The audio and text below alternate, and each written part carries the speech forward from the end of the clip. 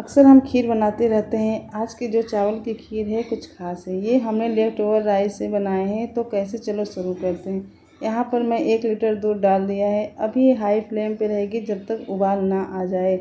उबाल आ जाए तो गैस का फ्लेम कर देते हैं और 1 कप दूध निकाल लेते हैं। यहाँ पर मैं 1 कप दूध निकाल ले रही हूँ। ये दूध मैं लास्ट में इसे डालकर आपको दिखाऊंगी।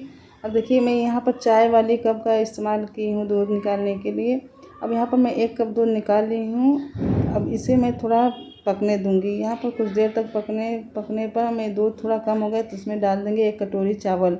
यहाँ पर मैं दिन का बचा हुआ चावल का उपयोग कर रही हूँ।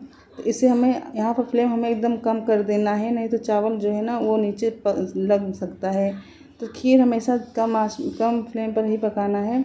यहाँ पर देखिए, हमारा दूध थोड़ा कम हो गया है। इसे हम अच्छी तरह से चलाएंगे ताकि नीचे लगे भी ना और खीर अच्छी तरह से पके। अब यहाँ हमें कुछ इसी प्रोसेसर से हमें यहाँ पर खीर को चलाना है। अब देखिए, कुछ दूध हमारा एकदम उबल रहा है। तो अब यहाँ पर हमें इसी तरह से रख देना है और इसमें हम थोड़ा गाढ़ी होने तक हम इसे चलाना है ताकि खीर गाढ़ी होगी वही अच्छी लगती है खाने में। यहाँ पर देखिए, कुछ इस तरह से हमारी खीर गाढ़ी होगी तो इसमें हम डाल देंगे आधी कटोरी चीनी। 1 कटोरी चावल था उसमें हम आधी कटोरी चीनी डाल रहे हैं। मीठा तो आप अपने हिसाब से भी डाल सकते हैं, लेकिन मुझे यहाँ पर इतना ही सही लग रहा है तो मैं इसलिए आधी कटोरी चीनी डाली हूँ। ये परफेक्ट मीठा होगा। तो यहाँ पर देखिए, मैं जो वो कटोरी ली थी उसमें मैं केसर डाली। तो आप अगर केसर नहीं है तो आप यहाँ पर वेनिला कस्टर्ड का भी प्रयोग कर सकते हैं पाउडर। तो यहाँ पर देखिए, सिर्फ जो है ना वो देखने में बहुत अच्छा लगता है।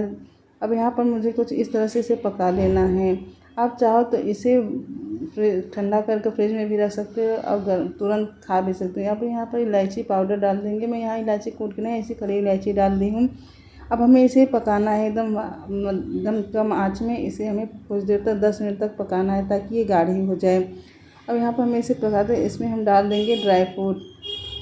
इसमें हम काजू बादाम और किशमिश डाल दिए हैं और अच्छी तरीके से इसे चला लेंगे। ये थोड़ा गाढ़ी हो जाने पर हमें इसे उतारना है। अब इसे हम 2 मिनट के लिए और पकाएंगे ताकि जो खीर है ना एकदम गाढ़ी हो जाए। इसे हमारे यहाँ दल पूड़ी के साथ भी खाते हैं। और इसमें मीठा अगर किसी को कम लगता है ना तो जो घर की पेड़ा बनती है वो भी इसे लास्ट में डालते हैं, क्योंकि वो घर की जो मिठाई होती है वो खोआ वाली होती है। तो उसमें डालने से आता है ना, इसका जो टेस्ट होता है दुगनी हो जाती है। अब देखिए, हमारी खीर गाढ़ी हो गई है और ठंडा भी हो गई है।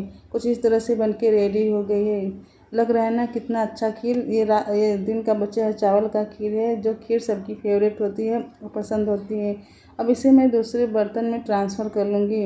अब मैं यहाँ पर एक कांच के बाउल में इसे सारे खीर को इसी तरह से डाल लूँगी। आप भी इंजॉय करें, खाइए और बनाइए और मुझे कमेंट में बताइए कि ये रेसिपी कैसी बनी है। मैं आगे की रेसिपी क्या बनाऊँ, आप प्लीज़ कमेंट में मुझे बता दीजिएगा। अब यहाँ ऊपर से मैं इसे सजाने के लिए ड्राई फ्रूट डाल दूँगी। आप ड्राई फ्रूट अगर बच्चे नहीं खाते तो आप ड्राई फ्रूट का पाउडर भी यहाँ पर इस्तेमाल कर सकती हैं। धन्यवाद। Thank you. Bye bye.